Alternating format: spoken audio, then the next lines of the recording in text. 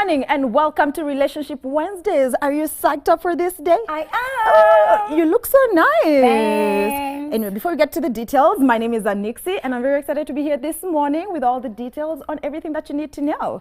And my name is Susan Jeroge. And It hasn't changed. Nixie's, yeah, I'm Nixie's co-host and I'm so excited for Relationship Wednesday today. I hope you guys are energized. Thank you for tuning in and don't forget, talk to us the whole show on the social media using the hashtag Katie and Life is Style. Hashtag Relationships Wednesday. Yes, sir. So, getting into the details, who dressed you? So I was styled this time. Tunaenda tu upgrade. Uliacha kunini bedroom yako. Yeah. But the clothes in my wardrobe are hover. They're hover. So I had to find a solution. I was styled by Wendy Styles. She's impeccable. I'll tag all the details on my social media, even where the dress is from. Yeah. The jewelry and the shoes are mine. Okay, we're sorry. Yeah, but the dress is like super cute. Thank you, Wendy. Shout out to you. Oh, and my outfit, in case you're wondering. It's super awesome. I love actually the got suit. it tailored. Shout out to you, Madam Wanjiko. Really? You're doing a good job. Yeah, these Wanjikos are on it. That's all I'm saying. Anyway, so you know the drill. We're going to start with what's been trending on the social. And then after that, we're going to have DMC, Deep Meaningful Conversations, where we really delve in and get into the thick of things for our main topic of the day. Definitely. And right after that, we're going to have Keeping It Real, where you use the hashtag Katie and Life and Style, hashtag Relationship Wednesdays. Let us know what questions you would want us to settle for you. Yes. And then last and definitely not least, we have Tonight on KTN with Laura, otherwise known as Lingara Prince. Hey, what? Lingara Princess. And now, whoa, it's the central came out. I'm sorry, guys. Wanjiko. Lingala Princess. Yes, I'm also a Wanjiko. We struggle. She's going to be telling us what to expect on eCurve tonight and all the great and hot events she went to the last week. And if you haven't realized, it's 7. And Yeah. who said we cannot keep time? We Africans are timekeepers. Amen. Hashtag Eliud Kipchoge. Did you see And what he did? who didn't see what he did? That guy put Kenya on the map. But you know something? We have been on a roll. Because so he has broken the record as the first human, not just man, not just human. Look at that picture of him and I the wife. know, it's so cute. Yeah, but did you see the memes saw of the how you meme. hug somebody Who's that takes paying your you? money? You know, you hug, because his hug to the CEO of Ineos it was different. Anyway, let's just say. Congratulations to you, Kipchoge. Yes. The funny thing is, so a lot of people are coming to promise him a lot of things. And we have Wanjige who promised him a whole jet. And what I put a deadline? It was by something in November, 28th or 29th. something. 29th. Yeah, I was like, Skr. So no human is limited, but how is your bank Wanjige account could be limited? limited. Yeah. We are sorry. So apparently people are saying on the ground that the news is fake and unfortunately he's probably not going to be getting a jet, but unfortunately he's going to be getting a lot more than just a jet. And just like I told you, just to shout out what Kenyans have been doing, of course, he was the first human to finish a marathon under 2 hours, but you also have Bridget Kosgei, who broke the world record at Chicago, and this is a record that was held by an American. So beautiful. It's been held for 16 years. Can you imagine breaking a record that's been held for 16 years? Cool. Kenya Lionesses, our rugby team, also beat Tunisia in the semi-finals. So they're also kicking it and doing an awesome job at the World Rugby Women's Finals. They've been honoring our flag this whole time. And then there's another story that I read and I was so shocked. We have a little girl, she's called Karen Kimani. She's from Harvest View Academy in Utawala, and she won the silver medal in Spain for her eco project, and she also put Kenya on the map. So this was a awesome week for our Kenya. time. The funniest thing, Kenyans will never let anything rest. Oh, yeah. So apparently Ugandans and Tanzanians have been like, oh, hashtag East African flag. We're like, honeys. No. It's the Kenyan flag. No, it's Kenyan rugby team. Kenya's Kipchoge, Kenyans Kosgei, and Kenyans Karen. So Yeah, we're not trying to be kind with this. Yeah, we're not trying to share them. Wait for your shine. Wait till 2021, then we'll say East Africa. But for now, allow. No, on this Kipchoge story though, there is this perfume bottle going for $159,000. And it's a 75 milliliter glass bottle. Kipchoge. I'm like, dude, you're all moving mad. Maybe it's worth it. Like, did you see this guy? 400 million. Can you even imagine what 400 million looks like? No. Exactly. So you need to drop $159,000. That's crazy. It makes sense. Also, the thing that pains me is that the amount is in dollars. Yeah. other than Kenya shillings? Ama ni venye haziwezi tajika na Kenya shillings. Unajua Kenya shillings siku hizi venye watu wana movingi nazo, hizo ni pesa kidogo sana. Now speaking of pain, can you imagine, it is your wedding day. It is your special day.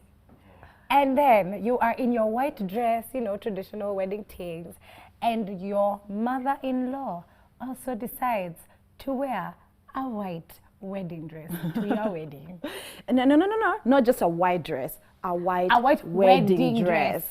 Bruh. This is bizarre. But the funniest thing is when I saw the story, I was like, oh, let me go for the tea, let me go for the juice. Yeah. But the lady actually gave a very interesting story. It was actually very emotional. So she went to this store and they had like discounted rates for dresses, and she didn't grow up in a place with money and whatever. Okay. She always wanted to have like a white wedding dress and whatever. So when she saw this one, she was like, I really have to buy because it was in a bargain store. Right. So finally she could afford a white wedding gown. Dress, right. So yeah, it became an emotional story, and it was one of even the maid, or rather the bride. The bride was like, you know what, is actually okay. But the bride Finally, is the one who put that moment. tweet. And let me tell you something.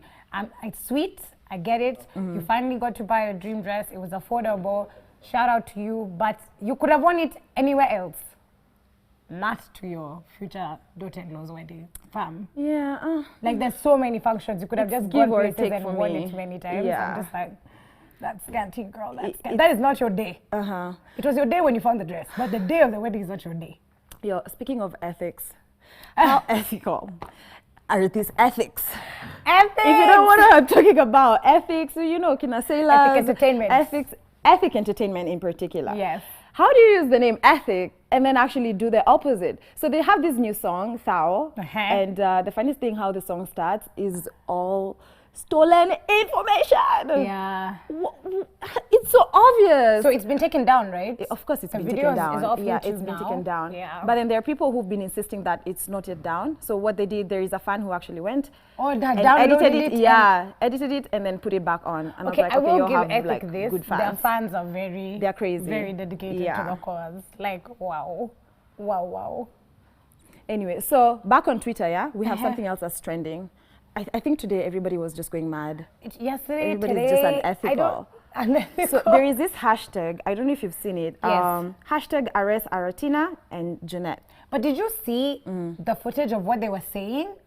It's ridiculous. That's not okay. And considering everything that our country has been through and how well people are doing, and then to pick of all weeks, this week, where Kenyans are shining, I was like, why guys, somebody always has let the team down. Don't you do a group project and then there's always that guy, one person that just doesn't do their work, is late, doesn't care. These are the guys who let down Kenya. Yeah, but here is the thing. All these politicians, it's not a new thing where they go on the ground, they really want to get into power, and they sort of like lure people to fight against each other. It is called inciting violence. It's crazy. Honestly, I'm for the hashtag arrest these guys, Aratina and Jeanette. Seriously. I feel like ordinarily no other person would get away with it, so it's not fair that they can talk like that and then it just goes and under then the rug. Again, the percentage of the unemployed youths in our country is crazy. High. So it makes sense that such a good number of people are lured into the whole violence thing because sort of like they're just idle, they're not employed. Yeah. Which, by the way, leads us into our main topic of the day. The issue of unemployment. Yes. Is there a way we can end unemployment in our country? First of all, my question is, some people are under the illusion that anyone who is unemployed, it's your fault, it's your responsibility, there's something that you're not doing right. But then there's also the conversation of there's actually no jobs in Kenya and we have an actual unemployment crisis. Yeah. So it's crazy and it's very heavy because we've been tweeting about it. We talk to you on social media. Remember as well to keep contributing to that using the hashtag KTN Life and Style, hashtag Relationship Wednesdays. You can also DM me at @Ann_Nixie or me at S. I was going to take yours. At Ann_Susan. At S Njoroge _ on Twitter and Surya Common on Instagram. Okay, so right about now, we're going to watch a Vox Pops on exactly what's happening on the ground. And then we're going to be joined by a very late panelist, and they're going to be shedding more light on our topic today. Exactly. Enjoy. Reasons why there are a lot of people in this country who are unemployed currently, I would say one is a lack of enough job opportunities. there are not so many job opportunities in this country. Then 2, I would say corruption.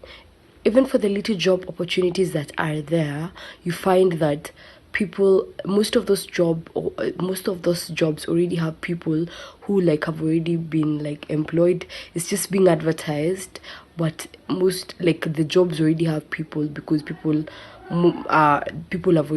use backdoors like to get those jobs. Then 3rd, and the most important one, is unrealistic qualifications from employers. For instance, an employer is looking for a job, is looking for someone for a particular job, but you find that they ask for an experience of like 2 or 3 years or 4 years, even 5 years.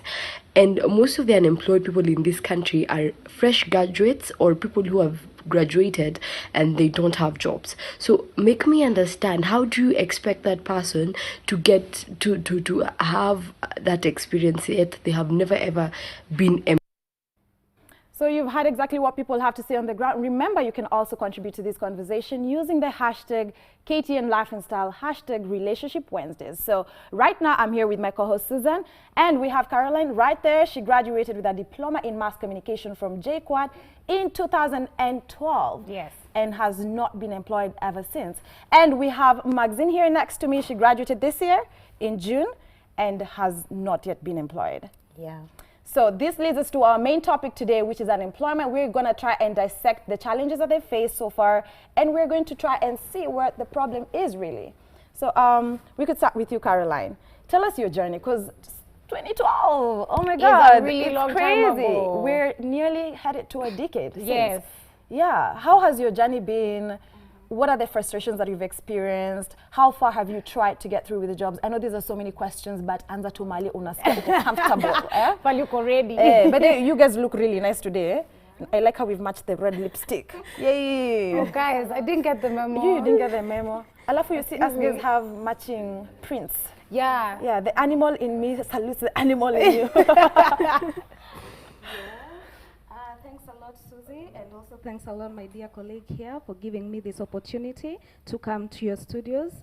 Actually, unemployment among the youth is actually a disaster. Yeah. A big disaster. I know agree. why? You're told that the route to the education is bitter, but the fruits are sweet. Sweet. But actually, when we deal with this issue practically, it does not make any sense. Right. Yeah, because we are here asking ourselves, what are we going to be telling our generations that are coming up to study? Yani, tia bidii kwa masomo, ukijua utakuja kukosa kazi, you know? Actually, that is not encouraging at all, and that's why we are here to discuss this major topic. And actually, my story regarding this issue has not been okay. Because after I finished school, I had these high expectations, you know. I've studied mass media, and the next thing I'm imagining is that I will be in the studio, you know. But you know, you don't have someone to connect you there. You take at times your papers in several stations, no feedback, no one is responding to you. At times you attend interviews, no one is giving you feedback, you know. It is actually frustrating. You go back home, and the next thing is you're sinking into depression. Yeah. Yes, and you're having that that inferiority complex within yourself, and actually that is not right. We really need to come up with measures that are going to motivate those people who are unemployed in our society. Yes. Actually, So the way you're talking about not getting feedback and you go for job applications, between 2012 and now, how many places would you say, if you give a rough number, have you applied to? all right. I tried diversifying in different organizations. Okay. Yeah, because when I looked at the communication industry, that it was not working when sending those applications. Yeah. I tried to diversify in other companies, but the jobs that you get there are for hand to mouth. You know, it is frustrating. But anyway, I'm grateful to God because of that, because you cannot actually deny that job knowing that you're going to go home to sleep, you know, you'd rather be doing something while waiting for something else to come up. And that is what I'm going to encourage other youths who are currently unemployed, that don't just sit there, don't just be there in the house, you know. You see, these suicide cases are coming along because of this issue. That's true. Yeah, people who are killing themselves and okay, in fact, I pity the guys in the society, you know. The A pressures guy on them. is seen as a person who is Provider. as a provider, as a Right. person who is actually depended upon. And when you're not able to supply anything, let me tell you, even your relationship won't work. That's true. You see? Yeah. Any check that comes across your way, you have to prove yourself that you You're are capable. able. You are Yeah. capable. Yeah, But if true. you're not able to do so, then Kuna chida. kuna shida mahali. Yeah, it's true. Yes. Maxine, talk to us, tell us what you studied, and then a little bit about how prepared do you feel students are when they're leaving university to go into the job market? I studied business and IT, JQuat, finished December, and then, well, thrown into the world. Right. Literally. Yeah. And then, do you have any expectations so far? Expectations. Because you graduated June, just a few months in. Yeah. Yeah. Do you feel like, oh, what if you end up having over 10 years no employment? Okay, right now, I'm not really worried about my unemployment Okay. because I decided to go back to school again. Oh, really? Ah, Congratulations. right. Okay. Wait, but did you decide to go back to school because you feel like you might wait forever for this employment, or is it something you've always just wanted to do to pursue your studies? It's just something I've always wanted to do. And then again, after the period I was outside, it wasn't really what I expected. What did you expect, and then what did you Yeah. experience? Okay, I interned, Uh-huh. yeah, at CBA. And then after That's a really nice place to intern, Yeah. first of all. Thank you. I interned at CBA for 3 months. It's okay, you're given that chance, but it's not really what you'd expect. Like what you're supposed to do. Right. You're so, like if you're an intern, you're supposed to be like given that opportunity to explore and learn and but you know it's a bank and it has security measures. You're working in IT department, they're still holding back, you know, such There's things. a lot you can't do. Yeah, there's a lot you can't do. Do you feel like that has contributed to companies not wanting to let go of their current employees? Exactly. Yeah. Right. Because they just have that notion of they're just comfortable. Yeah. They don't want to get new, especially the millennials. Akitunaoneangwa. No, the thing is, though, there is a conversation, specifically when it comes to millennials, where employers, there's two sides of the coin. So like you see like the way, and congratulations that you're going back to school, kudos to you. But there's two sides of the coin where you have millennials who come in with undergraduate degrees and master's degrees. And so you have more paperwork, like academically, than your higher ups, everyone that's hiring you. So they're going to be like, okay, uyu sasa akikuja, then now what happens? Because they can be promoted very quickly, they're going to take my job. There's that fear, or people have that perception. I don't know whether it's true or not. If you have thoughts about it, by the way, please tell us on It's social true. media. You could be an employer. A lot of people believe that is true. But then there's also the conversation that millennials were entitled and we're very lazy. We were born in the internet age. We believe in things happening now, now, now. So even when we go to interviews, when we are giving them the salaries we want, it's ludicrous. When we want to talk about working hours, we want to work very few hours. When we want, that's also another thing that employers say, is that we don't have patience, we don't understand the concept of hard work and committing to something for a long period of time. So there's two sides of the coin. And that's why, Maxine, I was asking you, and you can also tell us what you think, is when you were in university and you're studying, how do you feel that universities actually cater to you being in the job market? Because everyone, me personally, I'll say, when I left university and I started working, vitu kwa ground by days ilikuwa very, very different to what you are studying and how you think it is in the work world, as opposed to when you actually start applying for jobs and you start working. So do you feel when you were in university, is it an environment that prepares you for the job market? I'll say no and yes at the same time. Okay. When you're in the university, you're actually majoring on the paperwork. most of the years you're on your paperwork. The few years when you go for internship or for these other activities, it is a very short duration actually. And when you go as an intern to wherever you're going, there are places where you go and you are not actually given, you're not designated that job that you actually worked for. You get? So you may be in a certain organization and you studied communication, but you're taken in a different docket.